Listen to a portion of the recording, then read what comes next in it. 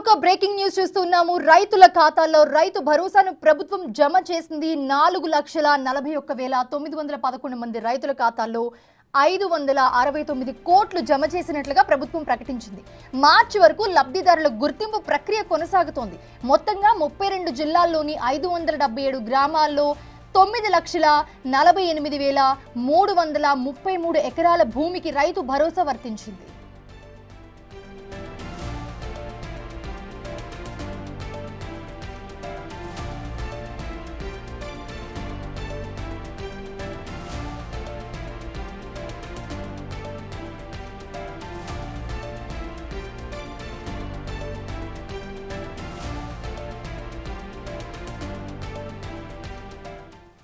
ఇదే అంశానికి సంబంధించి మరిన్ని అప్డేట్స్ అందించడానికి మా ప్రతినిధి హరికృష్ణ లైవ్ లో జాయిన్ అవుతున్నారు. హరికృష్ణ, చూస్తున్నాము రైతులు ఎవరైతే ఉన్నారో వాళ్ళందరికీ కూడా రైతు భరోసా వాళ్ళ ఖాతాల్లో పడ్డాయి. ఎంత మంది వరకు లబ్ధిదారులు దీంట్లో ఉన్నారు, ఎంత మందికి అందాయి, అప్డేట్స్ ఏంటి? రాష్ట్ర ప్రభుత్వం వ్యవసాయానికి సాయం చేయాలని చెప్పేసి రైతు భరోసా పథకాన్ని తీసుకొని రావడం జరిగింది. సాగు యోగ్యమైన ప్రతి ఎకరానికి కూడా 6,000 ఇస్తున్నామంటూ కూడా ప్రభుత్వం ప్రకటించి నిన్న గణతంత్ర దినోత్సవ సందర్భంగా అయితే ఈ రైతు భరోసా కార్యక్రమాన్ని ముఖ్యమంత్రి రేవంత్ రెడ్డి ప్రారంభించడం జరిగింది.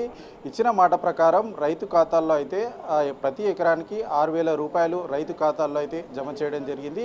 మొత్తంగా 32 జిల్లాల్లో గ్రామ సభలు నిర్వహించి గ్రామ సభల్లో లబ్ధిదారులను గుర్తించడం జరిగింది. ఈ గుర్తించిన లబ్ధిదారులకు నేడు వారి ఖాతాల్లో అయితే ఎకరానికి 6,000 రూపాయలు జమ చేయడం జరిగింది. ఈ విధంగా 4,41,911 మంది రైతుల ఖాతాల్లో 5,669 కోట్ల రూపాయలు అయితే ప్రభుత్వం జమ చేయడం జరిగింది. మొత్తంగా 32 జిల్లాల్లో 563 మండలాలకు చెందిన 577 గ్రామాల్లో 4,41,911 మంది రైతులకు 9,48,333 ఎకరాల భూమికి అయితే 569 కోట్ల రూపాయలు జమ చేయడం జరిగింది. దీని పట్ల రైతు ఖాతాల్లో అయితే ఈ యొక్క నగదు అనేది జమ చేయడం జరిగింది. దీని పట్ల రైతులంతా కూడా సర్వత్రా హర్షం వ్యక్తం చేస్తున్నారు. ఏదైతే ఎకరానికి అంటే సాగు యోగ్యమైన ప్రతి ఎకరానికి 6,000 రూపాయలు ఇస్తామని చెప్పేసి ప్రభుత్వం ప్రకటించడంతో నిన్న ముఖ్యమంత్రి రేవంత్ రెడ్డి కోస్గి వేదికగా అయితే ఆయన కోస్గి మండలం చంద్రవంక వేదికగా అయితే ఈ యొక్క పథకాన్ని ప్రారంభించడం జరిగింది. నేడు రైతుల ఖాతాల్లో 569 కోట్లు జమ చేస్తున్నట్టు కూడా ప్రభుత్వం ప్రకటించి వారి ఖాతాల్లో అయితే జమ చేయడం జరిగింది. ఈ మేరకు రైతులందరికీ కూడా తమ ఖాతాల్లో జమ అయినట్లు కూడా మెసేజ్ రావడం జరుగుతుంది.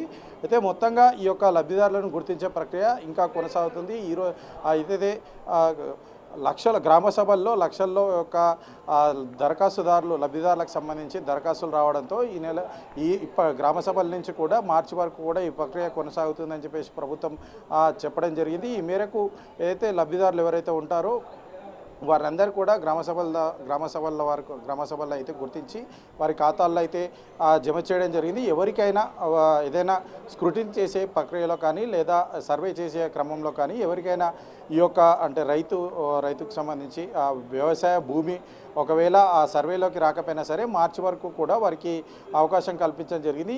మార్చి వరకు కూడా లబ్ధిదారుల దరఖాస్తులు తీసుకొని వారి ఖాతాలో అయితే జమ చేయనున్నారు. ప్రస్తుతానికి ప్రతి మండలంలో కూడా ఒక్కొక్క గ్రామంలో ఒక్కొక్క రెవెన్యూ గ్రామాన్ని అయితే ఈ యొక్క గ్రామ సభలు జరిపిన రెవెన్యూ గ్రామాల్లో అయితే ఉంటాయో వారిని తీసుకొని వారి ఖాతాల్లో అయితే లబ్ధిదారులు ఎవరైతే ఉంటారో వారికి గుర్తించి వారి ఖాతాల్లో అయితే రైతు భరోసా జమ చేయడం జరిగింది. మిగతా మార్చి వరకు కూడా ఈ ప్రక్రియ అనేది కొనసాగుతుంది. సాగుకు యోగ్యమైన ప్రతి ఎకరాకు కూడా ఈ యొక్క రైతు భరోసా అందే వరకు కూడా ఈ యొక్క ప్రక్రియ కొనసాగుతుంది. ఎవరైనా అర్హులై ఉండి వారి యొక్క దరఖాస్తు ఈ యొక్క గ్రామ సభల్లో కానీ ఇతర సర్వే చేసినప్పుడు కానీ వారి యొక్క అర్హులై ఉండి కూడా వారికి ఒకవేళ ఈ యొక్క పథకాలు అందకపోతే స్థానిక రెవెన్యూ ఆఫీస్లో కానీ స్థానిక గ్రామ పంచాయతీకి సంబంధించిన అధికారులకు కానీ సంప్రదిస్తే వారిని అర్హులుగా వెరిఫై చేసిన తర్వాత అర్హులుగా గుర్తించి వారి ఖాతాల్లో అయితే రైతు భరోసా జమ చేయనున్నారు. అదేవిధంగా మిగతా సంబంధించిన పథకాలకు ఇదే విధంగా కూడా ఎవరైతే లబ్ధిదారులు ఉంటారో వారు దరఖాస్తు చేసుకొని వారు మళ్ళీ దరఖాస్తు చేసుకోవాలని చెప్పేసి ప్రభుత్వం ప్రకటించడం జరిగింది. ఈ యొక్క ప్రక్రియ మార్చి వరకు కూడా కొనసాగుతుందని చెప్పేసి ప్రభుత్వం ప్రకటించడం. అయితే మొత్తం నిన్న ఏదైతే గ్రామ సభల్లో నిన్న ఏదైతే ప్రభుత్వం గుర్తించిన లబ్ధిదారులు ఉంటారో వాళ్ళ లబ్ధిదారుల్లో మొత్తంగా 32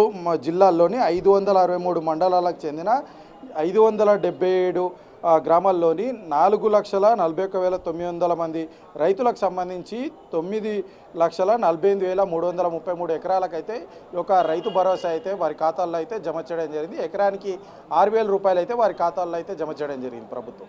right, thanks for the updates Harikrishna.